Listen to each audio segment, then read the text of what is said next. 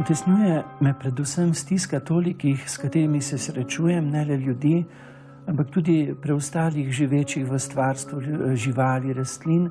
Skrbi pa me brezbrižnost, predvsem neučinkovitost odgovornih, ki so, kakor skrbniki za javni blagor, pa ne opravljajo svoje funkcije, kot bi morali.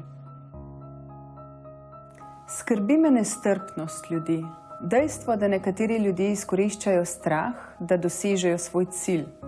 Skrbi me neenakost med spoloma, prepad med revnimi in bogatimi, predsodki ljudi, porast materializma. Po svojih najboljših močeh se trudim vsak dan služiti ljudem okoli sebe in tako izboljšujem svet, v katerem živim. Skrbi. Vsak od nas jih ima. So majhne in velike.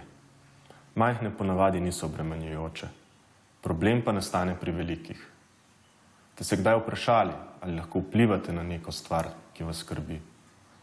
Na to, ali bo jutri dež, ko je napovedan piknik, ne morete vplivati.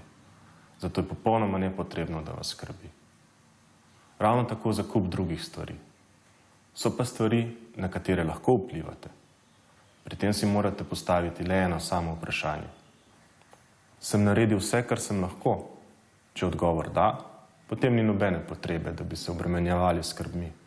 Če odgovor ne, potem je skrb primeren motivator za to, da stvari čim bolje uredimo.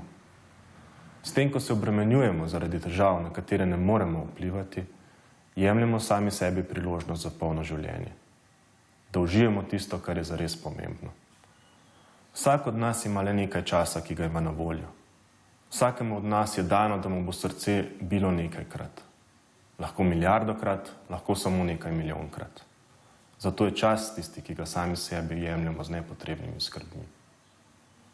Pravijo, da starejši, ko si, manj imaš skrbi. Bi se kar strinjal s tem.